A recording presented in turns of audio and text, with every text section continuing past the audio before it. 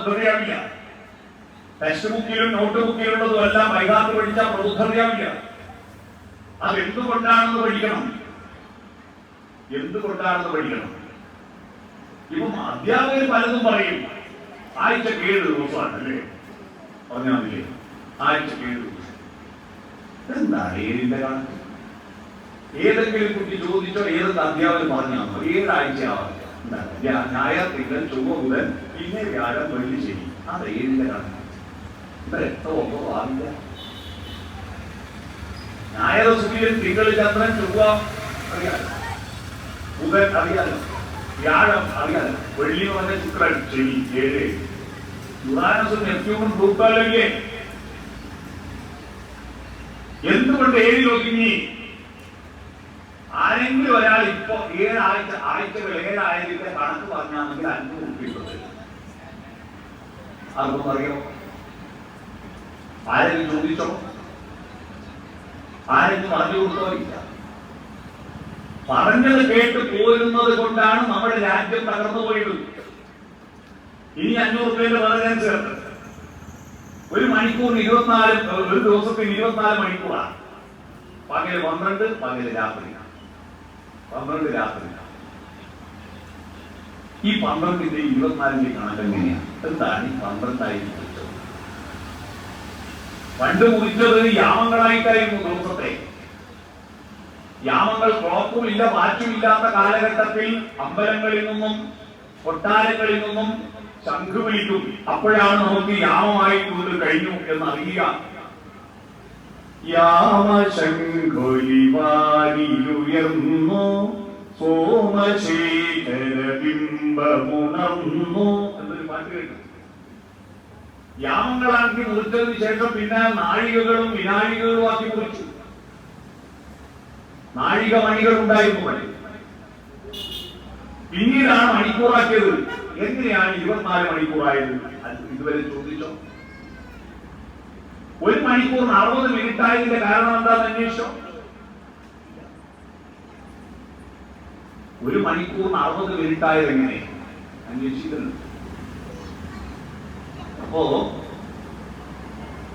നമ്മളെല്ലാം പഠിക്കുന്നുണ്ട്, പക്ഷെ പ്രബുദ്ധരാകുന്നില്ല. ഈ ഇന്ത്യ രാജ്യത്ത് ശ്രീനാരായണ ഗുരു ചെയ്ത ഏറ്റവും വലിയ സേവനം എന്താണെന്ന് ഈ രാജ്യത്തിന്റെ ഭൗതികമായ വളർച്ച സ്റ്റാഗ്നേഷനിൽ കിടക്കുകയും മരവിച്ച് കിടക്കുകയും. തുടക്കത്തിൽ ഭയങ്കര ബുദ്ധിശാലികളായിരുന്നു ഇന്ത്യ രാജ്യത്ത്. എന്ന് പറഞ്ഞാൽ 18 പുരാണങ്ങൾ, ഉപനിഷത്തുകൾ, വേദം, വേദാന്തം, 18 പുരാണങ്ങൾ, ആനന്ദവർദ്ധനന്റെ ധ്വന്യാലവും ഭരതമുനിയുടെ നാട്യശാസ്ത്രവും ഒക്കെ എഴുതിയത് നമ്മുടെ നാട്ടിലാണ്. ആലോചിച്ചു നോക്കൂ. 18 പുരാണങ്ങൾ വന്നതിന് ശേഷമല്ലേ നമുക്ക് നാട്ടിൽ പേര് വന്നത് ശ്രീനാരായണൻ. നാരായണൻ എന്ന വാക്ക് നീരിൽ അയനം ചെയ്യുന്നവൻ എന്നർത്ഥത്തിൽ മഹാവിഷ്ണുവിന്റെ പേരാ. അത് ഭാഗവതത്തിന് ആ പേര് കിട്ടി. അതിന് മുമ്പ് നാരായണൻ എന്നുള്ള പേരില്ല ഭാഗവതം എഴുതുന്നതിന് മുമ്പ്. 18 പുരാണങ്ങളിൽ കൂടി 33,000 പേരുണ്ട്. ഈ പേരുകൾ ഉണ്ടാക്കി ഇപ്പൊ 2 മക്കൾക്ക് പേരിടാൻ കണ്ട നെറ്റ് തപ്പ കണ്ടാവോളം ചോദിക്കുക. ഇപ്പൊ നമ്മുടെ നാട്ടിലെ ആളുകൾ അന്നേരം ധൃതരാഷ്ട്രം 100 മക്കൾക്ക് പേരിട്ടത് അല്ലേ? ഓരോമാര് 100 മക്കളുടെ പേര് ഒന്നുപോലും ആവർത്തിച്ചു വന്നിട്ടുണ്ട്. ഈ 33,000 പേരുകൾ കണ്ടുപിടിച്ച ബുദ്ധിജീവികൾ ആ പേരുകൾ കഥാപാത്രങ്ങളാക്കി അവരെ കുത്തിയോജിപ്പിച്ചുകൊണ്ട് 2 ലക്ഷത്തോളം കഥകളുണ്ട്. ഈ കഥകളെല്ലാം പരസ്പരം വിരുദ്ധമാവാതെ എഴുതി വെച്ചില്ലേ? ചെറിയ ബുദ്ധിയാണ്. മക്കളെ കൊളംബസ് ആരാ കണ്ടുപിടിച്ചു? അല്ല, അമേരിക്ക ആരാ കണ്ടുപിടിച്ചു? ഉത്തരവായിപ്പോയി ചോദ്യം. എന്നിട്ടും അതൊക്കെ മനസ്സിലായി. Columbus very good. അമേരിക്ക കണ്ടുപിടിച്ചത് കൊളംബസ് കണ്ടുപിടിച്ചിട്ട് 100 കൊല്ലത്തെ ആയിട്ടു. എന്നാൽ അതിനേക്കാൾ 1000 കൊല്ലം മുമ്പ് ഇന്ത്യയിൽ യൂണിവേഴ്സിറ്റി ഉണ്ടായിരുന്നു. നളന്ദ, തക്ഷശില, ശാരദ സർവകലാശാലകൾ ഉണ്ടായിരുന്നു. ആ ശാരദ സർവകലാശാലയിൽ കേരളത്തിൽ നിന്ന് ഒരാൾ പോയി പഠിച്ചിരുന്നു. നിങ്ങളുടെ തൊട്ടപ്പുറത്തെ ജില്ലക്കാരൻ അറിയാമോ? ഇവിടെ ജമ്മു കാശ്മീരിലെ ശാരദാ സർവകലാശാലയിൽ 2000 കൊല്ലം മുമ്പ് ഇവിടുന്ന് ഒരാൾ പോയി പഠിച്ചു.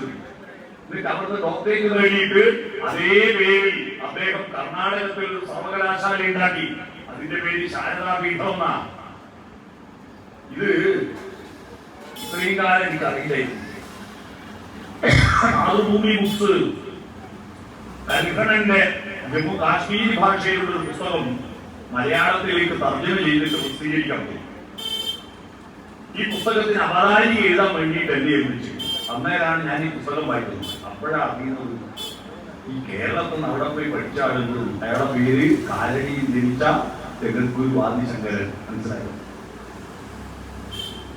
അതെല്ലാം പോലെ നമ്മുടെ ഇംഗ്ലീഷ് മരുന്നില്ലേ, ഇംഗ്ലീഷ് മരുന്ന് അതാണല്ലോ പ്രധാനപ്പെട്ട മെഡിക്കൽ കോളേജ് ഓപ്പറേഷനൊക്കെ നടത്തുന്നത്. എത്ര കാലമായി കണ്ടുപിടിച്ചിട്ട് നമ്മുടെ ടെസ്റ്റ് ട്യൂബും പണലെല്ലാം വന്ന് മെന്റലിയത്തിന്റെ പട്ടികയിലെ 104 മൂലകങ്ങൾ പഠിച്ചില്ലേ സ്കൂളിൽ? കെമിസ്ട്രിയിൽ പഠിക്കുമല്ലോ മെന്റലിയത്തിന്റെ പട്ടിക. ആ മൂലകങ്ങളുടെ രാസത്വരക ശക്തി ലാബറട്ടറികളിൽ ടെസ്റ്റ് ട്യൂബും പണലും ഉപയോഗിച്ച് പരീക്ഷണം നടത്തി മരുന്നുകൾ രാസവസ്തുക്കളെ മിക്സ് ചെയ്തിട്ട് മരുന്നുകൾ ഉണ്ടാക്കി രോഗം മനസ്സിലാക്കാൻ വേണ്ടി സ്റ്റെതസ്കോപ്പ് വെച്ച് മൈക്രോസ്കോപ്പ് വെച്ച് എക്സ്റേ ഉപയോഗിച്ച് സ്കാനിങ് നടത്തി രോഗം കണ്ടെത്തി ചികിത്സിക്കുന്ന പരിപാടി തുടങ്ങിയിട്ട് 100 കൊല്ലല്ലേ അറിയിക്കുന്നു. എന്നാൽ ഈ 200 കൊല്ലത്തിനേക്കാൾ മുമ്പേ 1500 കൊല്ലം മുമ്പേ